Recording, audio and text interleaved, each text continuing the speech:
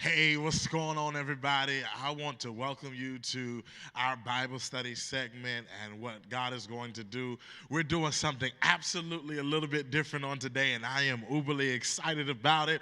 We are releasing our series, Check Yourself, a real, raw, and uncut series that's going to take place with Dr. Willard Maxwell with some Q&A. So I'm excited. So do me a favor real quick. Go ahead and invite everybody, share this content, let them know that we're on. We want them to be a part of what's going to take place. It's going to be good. It's going to be crazy. And guess what? If you've got questions, we want you to go ahead and get ready to send those questions in to us. So you can DM us. You can write it on our wall. You can go ahead and put it inside of our Zoom link chats. Wherever platform you're on, we're going to see your questions, and Dr. Maxwell is going to come in to share and answer those questions based upon what God gives him, based upon some of his experience, and based upon what he desires to share with the people. So listen, do me a favor again. Come on in. Come in. I want you to go ahead and invite everybody for this moment in time. Let's pray together, and then we're going to go right into our videos for this particular segment. Our Father and our God, we thank you and we praise you for this day. God, you are awesome and you are mighty. So God, on this day, I pray that God, you give us everything that we stand in need of. I pray, God, that in this moment, those that are on with us today, that God, as their questions may be coming in of how they are supposed to love correctly, how they're supposed to navigate through a life of singleness, God, and even how they're supposed to love you. I pray, God, that you endow our pastor with everything that he stands in need of, oh God, wisdom, knowledge, and understanding, so that, God, we may be able to lead your people closer to you and, God, to better relationships. So, God, we thank you for all that's going to come out of this segment and all that is going to come out to glorify you. In Jesus' mighty name, amen.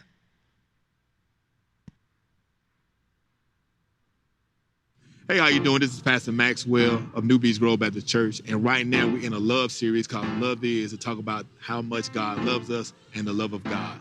On this Tuesday, February the 23rd at noon and 7 p.m., we invite you inside, invite you via Zoom and streaming to have a discussion. We'll have an interview and a live discussion about how to navigate our lives by living single. We'll talk about how to check ourselves and make ourselves better so we can attract what it is we want.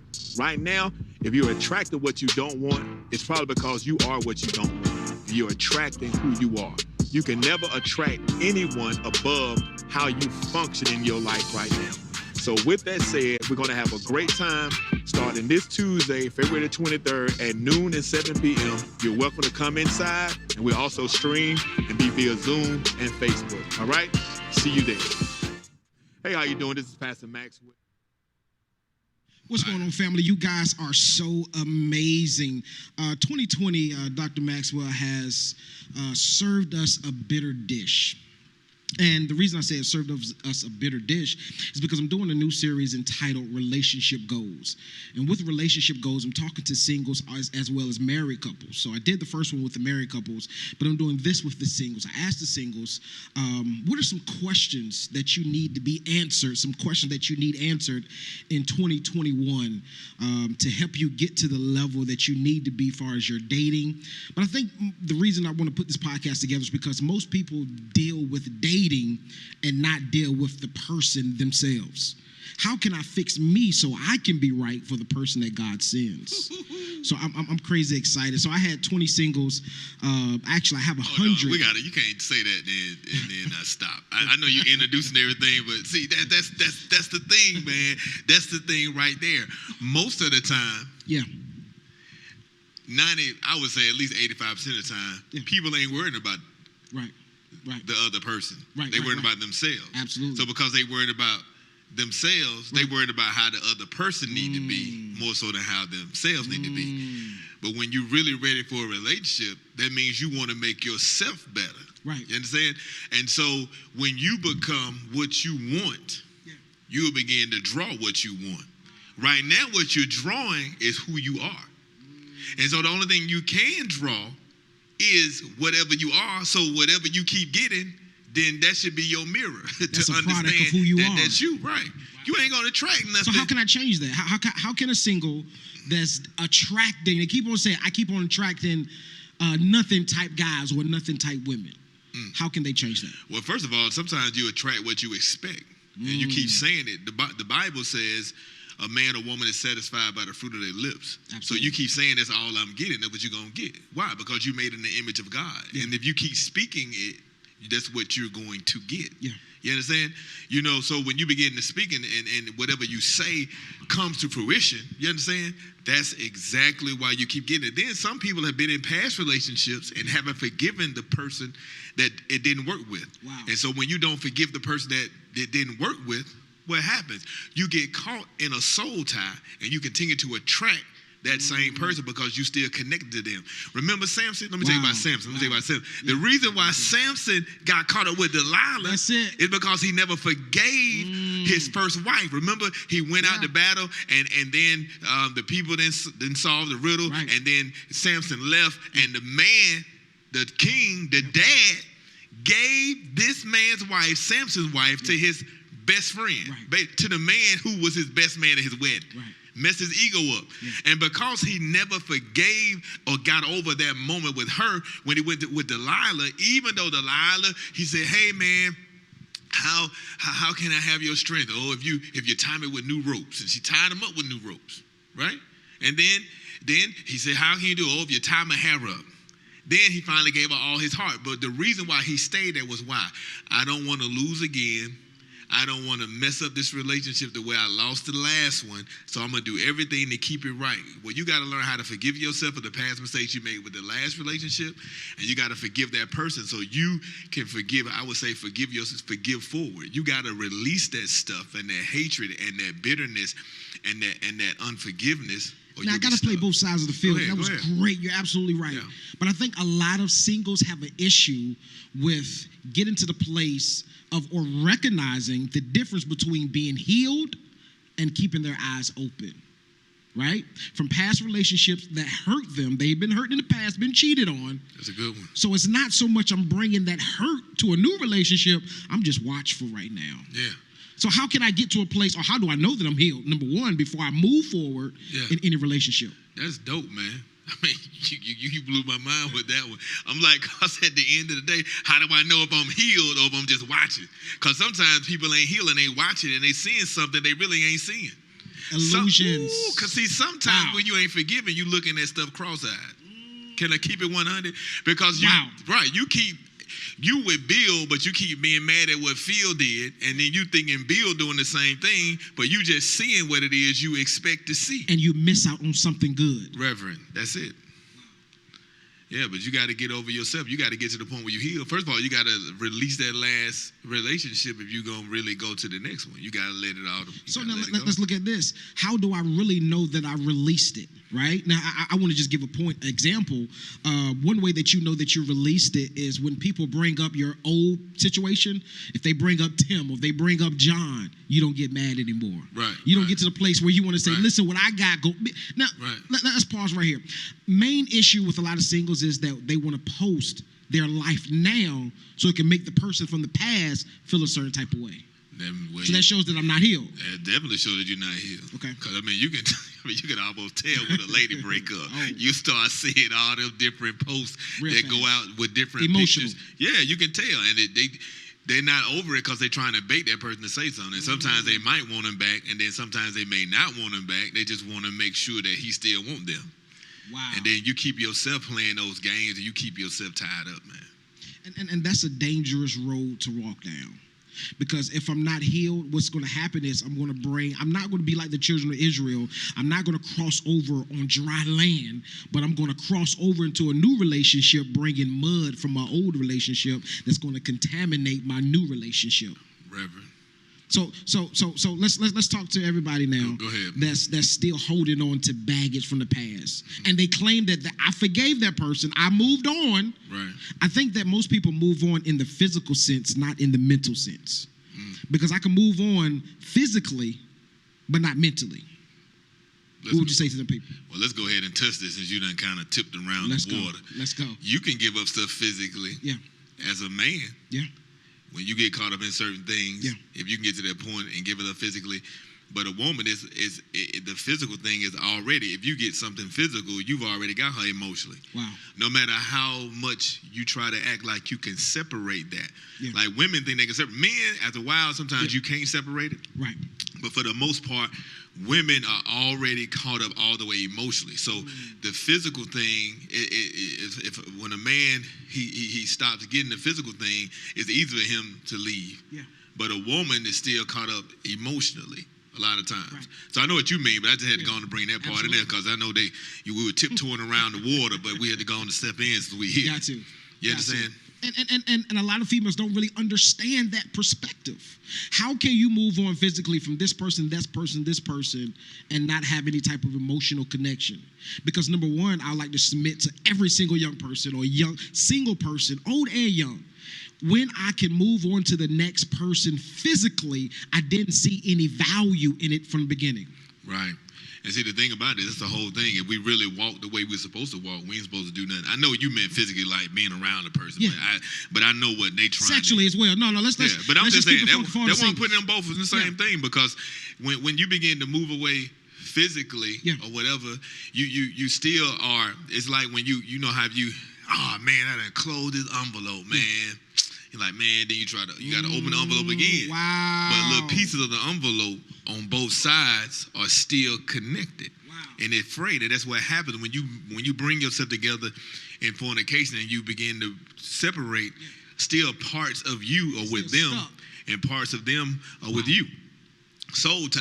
Yeah. And sometimes, and even in psychology, one of my minors was psychology, and in psychology, it says that when you have sex with how many different people you have sex with, you have to act out their personality. Their personality begins to act out in you. Yes. Right? And they making that scientific, but that ain't nothing but a soul tie. Soul tie. You understand? Because their souls intertwine with your soul. That's why when you said they became one, when you get married, you become one.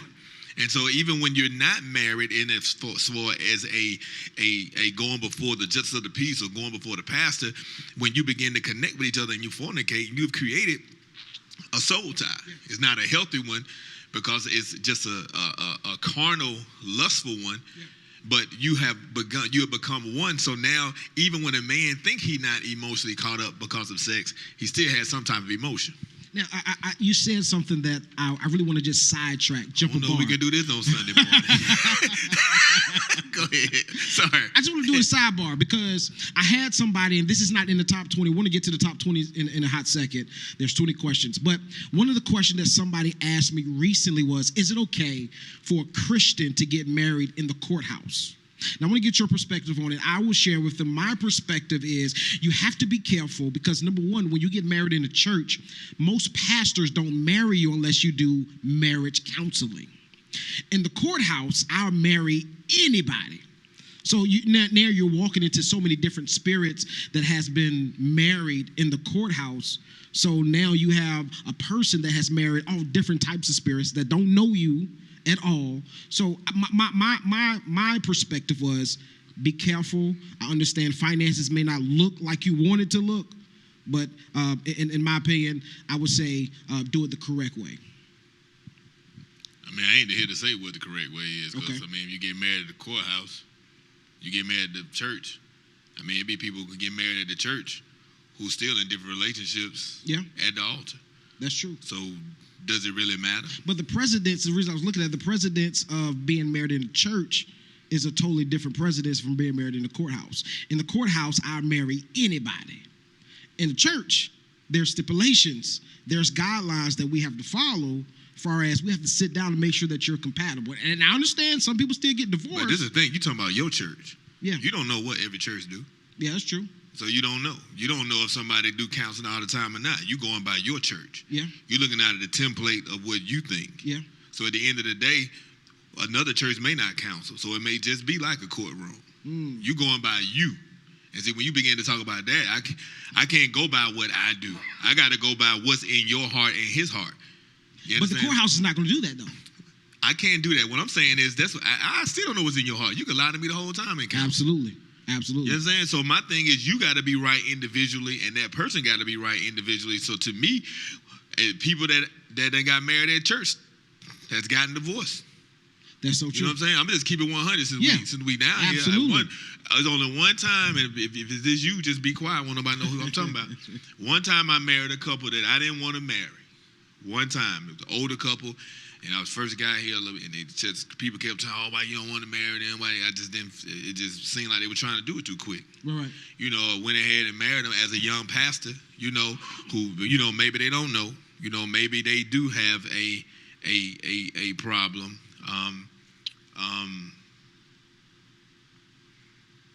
I'm sorry. Maybe I don't know exactly what's going on because they're older than me. Yeah. You understand? So then I got to that point, and I was like, I'm gonna go ahead and marry them because the older people pressing me to do it, and I did it, and they got divorced quick. You understand? Now they was in there. They were at least in their late 60s. But it was still a process. It with you. It wasn't a process. I still married them. Right. But it was still a process. But they got divorced. No, I understand that. So at the end of the day, what I'm saying is because I was pressured, yeah. I went ahead and did it. Okay. Even I didn't want to do it. I don't know what other pastors do. All I know is whether they get married in a church or married in a courthouse, the element that's going to determine what's going to work or not is those two individuals. That's making it work. You understand? I love it. Yeah. I love it. Because, I mean, yeah. Love it, love it. Let's jump into the top 20 questions. One of the questions, number 2 question, I think this is a good question for Jessica. She asked the question. She said, when is it too soon to introduce parents and kids to the person that they're dating? I mean, I would introduce, when you start getting serious, definitely introduce to your parents because they can help discern stuff. Now, I don't know about kids. I ain't got kids, but just getting your kids used to somebody over and over again, and then you done tried this week, then the next week you try this, because it is a time that's too soon. Absolutely. You know, I can't really speak to that, but I would say this: you need to know that y'all really going somewhere. You know what I'm saying? And I think, too, as well, I think that you need to know that the relationship is going somewhere because sometimes it can be too soon to introduce the person to your parents because then you begin to introduce your parents to different people that you're dating and they get this mental thing about you. You always dated somebody different. Who cares? That's your parents. I understand. All I'm saying is, but still, from the old school perspective, they give an opinion how they used to do back in the day. Hey, Mom, Dad, what do you think about this person I'm thinking about marrying? If you want to ask them what it is, I don't care. If you want to introduce it to your parents quick, that's your parents. They grown. They raised you. They should be able to handle it. Yeah. But I definitely ain't finna say show them to kids right away. No, absolutely not. No kids. But it's on you. It's on you what you feel. I can't give your personal opinion. My personal opinion is when you feel like it. You know what I'm saying? Because I ain't going to introduce people to my parents unless I know in my mind this is who I think I want to be with. Absolutely. But I don't know what other people do with that. But all I'm saying is if you were, I don't think introducing to your parents is wrong if you introduce them quick, if that's what you want to do, because your parents are supposed to be there to help and cover you. They should. Yeah. Absolutely. Yeah. They should. Now, all right, Tim said this, number 3 question. Tim said, when should credit be brought up while we're dating? When should credit be brought up while we're dating? The credit. Yeah, the credit part. I mean, if that's your concern, I mean, it's something that you know you want to deal with. You need to ask out the gate. A lot of people credit Jack. Woo, that's a good question, man. Because a lot of times you will hear people say, hey, I hear women say, I'm sorry, women, but I hear women say, hey, man, when I get married, I'm going to get this. I'm like, why you just can't get it right now? Oh, man, I'm going to get when I get my husband, he can help me get this. And I know a husband, supposed to be the covering. The husband strategically supposed to be the one that helps stabilize and provide for the family. But my thing is, can you get some of this stuff on your own? Do you have any type of independence? That's a good question. If that's something that concerns you, bro, you need to ask that pretty early. Because if you get all deep and that's one of your pet peeves, you need to go ahead and get it out of the way. Because then, unless you can look past that, unless you can help them get it together, you know what I'm saying? So if I meet somebody and their credit ain't good, you know what I'm saying? I feel like as a man, I can help them get it together if they listen. So, that's something that, I would be able to overlook. You know what I'm saying? If you got a job and you're trying to do something, because sometimes people have situations. You understand? I think a lot of singles mess up in that area because there are some questions that they want to ask that they don't ask. Yeah. And then when you get in too deep, it's like, oh, I should have asked from the beginning. Yeah, It's too late. Yeah, you got to ask that pretty quick if that's one of your things. Absolutely. And It is a good just to question. make this clear, it's not that you're a gold digger. It's not that you're worrying about their pockets as much as you're worried about the teens' pockets. Right, I know what he's saying. He really saying, I know he ain't no gold digger. I'm tripping. I mean, I don't No, know. that's He all may good. be, but this is what I'm saying. Right. If you concerned about that because your credit is good, hopefully your credit is good because you asking that question. Yeah. Then you need to make sure, like you said, I'll ask that pretty early, man. I love it. So, number 4, Joanne said this. This is a big one because a lot of singles, a lot of singles don't want to know about this, but don't talk about it in church in most places. Joanne said this. When should I agree to have sex? When should I agree to have sex? When y'all get married. I totally agree. We all mess up. You know what I'm saying? I ain't gonna act like I can wear a white suit when I get married. I totally agree. But at the end of the day, what I'm Yeah. saying is this. You shouldn't have it until you get married. And Right. then that way, a lot of us get married because the sex was good. Yeah. And then when the sex started getting old, It destroys the whole you relationship. know what I'm saying? Yeah. Exactly. So you need to have something built on more than the foundation of sex, because that's not a good foundation. Now, I'm going to tell you this. One of the young persons at my church came to me a while ago and asked me, Youth Pastor, why do we have to wait to have sex to get married? Why do we have to get married then to have sex? And I was sharing with you because back in the old days, they would just say, just wait until you get married to have sex. Why? Just wait until you get married to have sex. But I was sharing with him is because one thing about sex, when you begin to have sex and you have multiple partners, when you find that right partner that you believe that God has placed you with, now you have too much to compare it to. So now when you have too much to compare it to, now that leaves a void or it leaves something in your mental if this person doesn't add up to what this other person did. So I tell all my single persons, wait until you find that person that God has ordained you to be with. You get married, then move forward. Because it's too much to compare it to. Too much to compare it to. All right, let's move to number 5. Jay said this. When should I allow her to come over my house? When should I allow her to come over my house? I want to submit, if you're not strong enough, don't do it. I mean, I don't know if he asked about that. I mean, you got to be comfortable with that person, because I got to be comfortable with you before I let you know where I live, because I don't want Absolutely. you popping up over my house. You Right. know, it's all about the comfort level that you have with that person. You know what I'm saying? I mean, meet out, in somewhere in public or whatever, till you get to the point where you feel like you're comfortable enough to have somebody, in your space. Yeah. Yeah. That's yeah. So let's dive into this one. Dominique said this. She said, can two that don't share the same faith work out? Can two that don't share the same faith? The Bible says, how can two walk together unless they agree? So my thing is, and do not walk unequally yoked with unbelievers. If you're not a Christian, I can't deal with you. Then that's me. If you're not a Christian, I'm not saying I disrespect your religion, but if you're not a Christian that follows Christ, I already know. I'm not dealing with you. First question I'm asking, hey, where you go to church? You know what I'm saying? Where you go to church? What's your relationship with Jesus Christ? If you don't have a relationship with Jesus Christ, there's no sense in even trying to say anything to me. Now, I think that we find this mainly in the women that settle in that area. They go to church. The guy that they're dating doesn't go to church. And I think that one major issue is that most singles believe, I can change this person.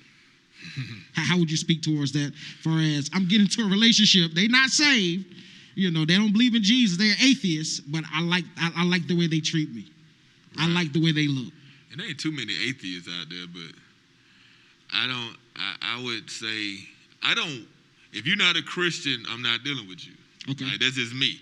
Now, if a woman want to deal with that, I would say I wouldn't want a woman to deal with anybody if she's a Christian other than a Christian. That's just me. Yeah. But I'd rather her talk to an unbeliever who will probably eventually believe than you trying to deal with somebody from a different faith. Yeah. But even because that's me. This is my thing. If you're not a Christian, this is my belief. I'm just throwing it. If you're a Christian, I wouldn't date outside Christians. Gotcha. That's just me. I mean, you can be black, you can be white, you can be Hispanic, whatever color you want to be with. I know some people gonna not agree with this. I don't care if a black person, white person. I just don't feel that if you're a Christian, you should go outside of your faith. It's going to complicate a lot of things. But that's on you though. It's Absolutely. on you. But I don't. If you can handle it. I don't think you should do that. That's just what the Bible says. Be not ye unequally yoked with unbelievers. Absolutely. Orlando says this. He says, "How do I know when it's lust or love?" That's a big one. I think so. How do I know when it's lust or love? How do we know if it's lust or love? Did you do these questions the last time when you did it? Did you do questions? No, I didn't. No. With them, I'm just letting you know. I think you flow better when you just do your own thing. Okay. But I'm flowing with you. I'm That's saying cool. it right Let's go. now. I'm Let's just go. saying. Gotcha.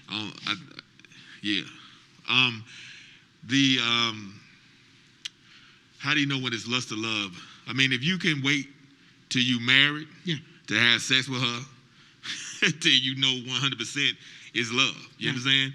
But if you gotta have sex, if you don't want to be around that person, let you having sex, that's definitely a clue that it's lust. Yeah.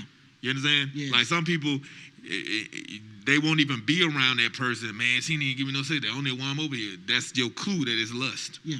You need to be able to spend time with someone, have a conversation with them, go out and have fun, chill somewhere, and you not even be worried about that. You can just have a genuine conversation, have clean fun without having sex. If you gotta have sex with that person, for you to have any type of fun is definitely lust.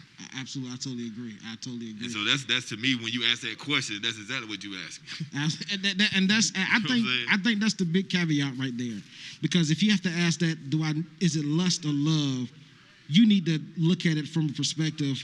How's my relationship with this person? When you said that, it made me think. If you asking if it's lust or love, it's probably lust anyway. If you gotta ask that question, you already know the answer, dude. That jump ended abruptly, and then it go boom.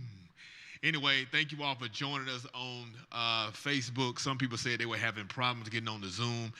Reverend Walden and our team at home, our team in Atlanta, we'll make sure we get everything up and running the correct way via Zoom. You can always submit your questions on Facebook if you didn't get it in now, because I didn't see any questions, right? We didn't have any questions this time, so if you have some questions, you can send them in, and I'll answer them after the 7 p.m. Bible study. Again, thank you all so much for joining us, and for those who were inboxing me about the Zoom. You shouldn't need a passcode, but I will make sure that you 100% do not need a passcode going into 7 p.m. Thank you so much. Shout out to my media team. Thank you all. See you all at 7 o'clock if you're coming in twice. And then just let everyone else know if you enjoyed the interview and enjoyed the content, make sure you share it and let everybody know we'll do another live session at 7 p.m. All right, talk to you all at 7. Bye.